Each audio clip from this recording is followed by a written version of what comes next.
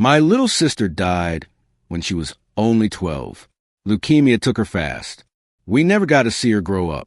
But last night in my dream, she came back as a beautiful 25-year-old woman, walked right up to me, and hugged me tighter than she ever could as a kid. I've never told this story out loud before. Not like this. It's been bottled up for 13 years. But on True Dream Tales, we share the dreams that heal the deepest wounds. And this dream, it didn't just visit me. It changed me. If you've ever lost a sibling, especially one so young, if you wonder what they look like growing up, what they'd say if they could come back, this is for you. Because last night, Lily came back, all grown up, and she had so much to tell me. Her name was Lily. She was 5 years younger than me, my little shadow from the day she was born. I was 17 when she left us. She was the brightest kid you'd ever meet. Pigtails, freckles, that gap-toothed grin when she lost her front teeth. She followed me everywhere. Bike rides, tree climbing, sneaking cookies from the jar. I pretend to be annoyed, but secretly she was my favorite person. We'd build forts in the living room. Stay up late telling ghost stories under blanket tents with flashlights. She loved drawing. Endless pictures of unicorns, rainbows, our family holding hands. She'd draw me as a superhero, cape and all, saving the day. Big brother always saves me, she'd say. Then when she was 10, the bruising started. Random bruises on her legs. Fatigue. Doctors said it was nothing at first. Then the blood tests. Acute lymphoblastic leukemia. It hit our family like a freight train. Chemo. Hospital stays. Hair loss. She'd wear these colorful bandanas, still smiling through it all.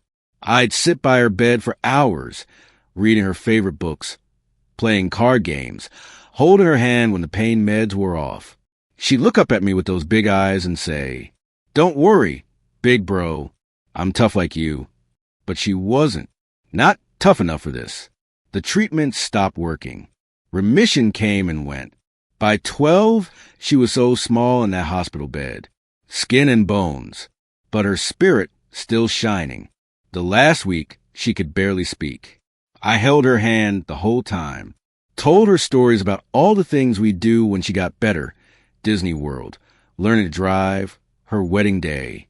She squeezed my finger once, the weakest squeeze, and whispered, "I love you to the moon and back." Then she slipped away. Quietly, peacefully, but it destroyed me. The funeral, all those tiny flowers on her casket. I couldn't even look.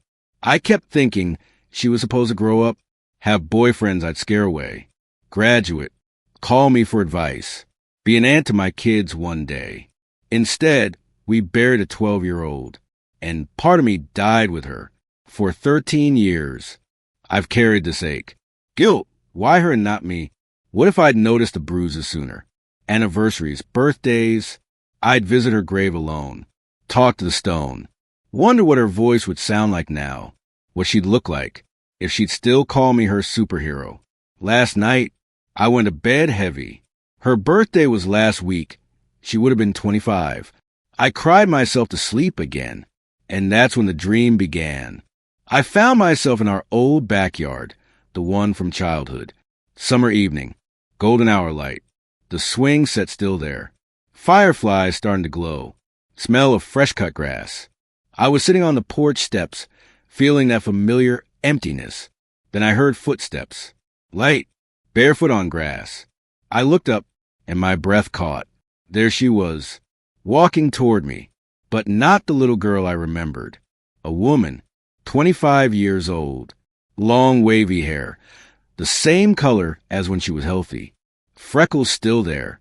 Tall, graceful, beautiful. Wearing a simple white sundress, flowing in the breeze. She looked perfect, like every dream I'd ever had of what she'd become. She smiled, that same gap-toothed grin grown up into something radiant, and said, "Hey, big bro." Her voice deeper, but still hers. That little lilt at the end. I stood up slowly. "Lily?" She nodded, eyes sparkling. "It's me. Really me." I ran to her. We collided in the tightest hug, her arms around my neck, Strong now, mine around her waist, like I could finally protect her properly. She was warm, real. I could feel her heartbeat, smell her, like strawberry shampoo from childhood mixed with summer air. I pulled back, looked at her face, tears pouring down mine. You're grown up. She laughed. That bright, carefree laugh I hadn't heard in 13 years. Yeah, look at me. I caught up to you. We sat on the grass, just like old times. She leaned against my shoulder, told me about her side, how there's no pain, how time doesn't work the same, how she watches us all, me, Mom, Dad, sees me at her grave, hears every word I say. I've been waiting to grow up so I could talk to you like this, she said. Not as a kid, but as your equal. I asked a million questions. What's it like? Do you miss us? Are you happy? She answered everything. Patient, wise beyond her years. Or maybe because she'd had time to grow there. Then she got serious. Held my hands, looked me in the eyes. Stop blaming yourself. It wasn't anyone's fault. I had the best brother in the world. You made my 12 years magical. Every fort, every story, every hug. I carry it all. I sobbed. I wanted to save you. She smiled softly. You did, in all the ways that mattered. Now live for me too. Have adventures. Fall in love. Have kids. Tell them about Aunt Lily who loved unicorns. Don't let my story end yours. We talked for what felt like hours. She showed me grown-up versions of our memories. From she never had college friends, traveling. Laughed about how she'd tease me if I went bald. Told me she's proud of the man I've become. Then the light started fading. She stood, pulled me up for one more hug. Tighter this time, like she was pouring all her love into it.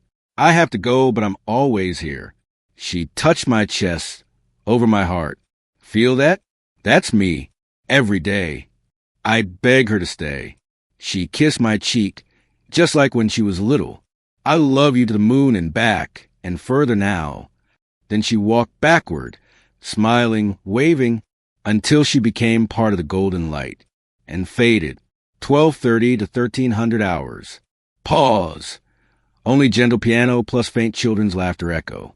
I woke up crying harder than ever, but different tears, not just pain, gratitude, wonder. 13 to 15:30. I lay there in the dark, feeling her hug still wrapped around me, like it lingered. The next morning, I went to her grave, sat there longer than usual, told her about the dream, out loud, laughed, cried, felt the breeze, like her hand on my shoulder, and something shifted. The guilt that's weighed me down for 13 years, it lifted. Not gone, but lighter, because now I know she grew up. She's okay. She's waiting. And one day, I'll get that hug again. For real. Lily showed me that death doesn't steal everything. Love grows, even there, 1530 to 1700 hours. So if you've lost a little brother, a little sister, someone who never got to grow up, hold on to this. They're growing somewhere, watching, loving you bigger than ever. Maybe tonight, they'll visit you too. Grown up, ready to hug. 1700 hours. And silence 10 seconds, then soft, breaking voice. If you've ever lost a young sibling or had a dream like this, please share in the comments. Tell me about them, their name, their laugh, because sharing keeps them alive. And right now, reading your stories is healing me. Thank you for letting me share Lily with you. She loved knowing she touched so many hearts. And Lily, if you're watching, thank you for growing up to visit me. I love you to the moon and further. Always my little sister.